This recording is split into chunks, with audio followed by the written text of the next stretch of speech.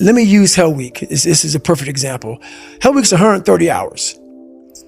And 130 hours is a lot of seconds. A lot of seconds. And if you lose, let's say you win every second but one, you lost. It only takes 1 second for you to lose the whole thing. So the 1 second decision is just that. You're in a situation where life is sucking. Let's say you're in extreme cold water and your life is flashing before your eyes. Every time that wave goes over your head, your thought process is, I gotta get the fuck out of this water. And you're in Hell Week. And you're hour 1 of 130 hours. And they march you out to that surf zone for something called surf torture. And it's that water, that Pacific Ocean is cold as shit. You're now in your head. You're linked arms with, your brothers beside you. You don't know if they're gonna be there long or not. You don't care. You think about yourself. You lay back and that first wave hits you. Your mind goes straight from hour 2 all the way to hour 130. You can't process 5 days of this. You're now in I gotta get out of here. You're in fight or flight. It's cold. I can't be cold this long. And then this is where that 1 second decision comes in. You forgot every reason why you wanted to be there. You don't care about SEALs. You don't care about any of this shit. You don't care about fighting for your country. You don't care about that gaudy gold trident that they put on your chest. You don't care about any of that no more. All you want to do is go back home. You want the warmth. You may want something to eat. You want your girl to hold you. All those things of comfort are there in that 1 second. And this is where people lose. So what I do in that 1 second, because we all think about quitting, it's hard. But what you have to do in that 1 second is hard to process information during pain.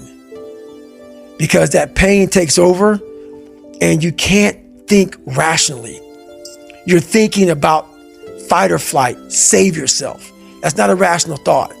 It's not a thought that's going to get you through hard times. Most people fail that 1 second. So what happens, what I do in that 1 second, and there's a bigger process to all this, but in that 1 second, I physically stayed in that water. Because if I get out of the water, I quit. So I physically stay in the water, but mentally, I'm on the beach with the instructors. And now I'm thinking logically, because I'm warm now. Mentally, I'm warm. I've taken that 1 second. Let's not quit yet, Goggins. Let's think about your options.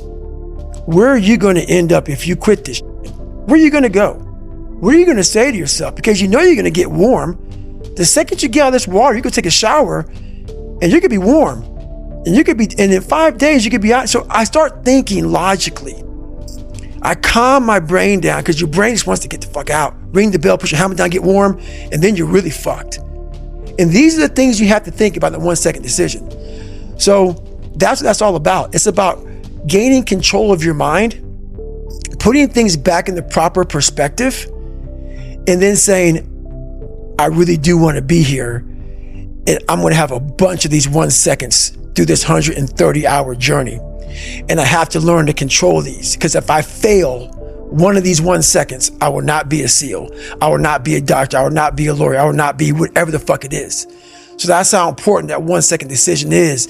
It's all about your mind takes control of you. You have to say, fuck you. I run this motherfucker. And that's what that's all about.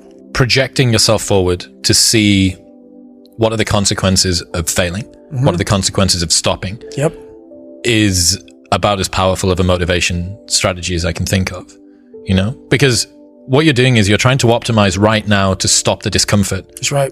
But what you're going to pay for that in is shame and guilt and regret long term. That's right. So what you need to be able to do is bundle all of that up that is as yet unfelt, but will last for way, way, way longer. The future is much longer than now. That's right. The future is going to extend out up until the day that you die. Mm-hmm. And the now is just for now. And even 130 hours is just 130 hours. That's right. And you get to look back. And do you look back with pride and glory? Or do you look back with shame and guilt? That's it. That's the 1 second. You just summarized it right there.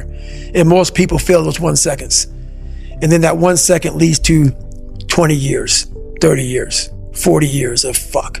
I have people who have been through training with me, Ranger School, SEAL training, Air Force training, and I get calls from them today, and they have great lives.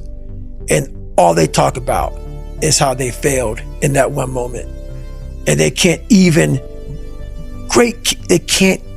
enjoy their life now because they're now warm. They're now warm. There's no more suffering. There's no more suffering for me either. And we're in the same boat now. But you're suffering, so we're not suffering, but you're thinking about what you could have been.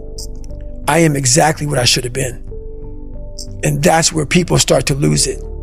Because now I realize that in that 1 second. I go through all that. I know how it's going to feel because I failed so many times before. Failure is the ultimate thing, man. I failed so many times before. And that's why I don't look at failure anymore as failure. I look at it as my first, second, and third attempt.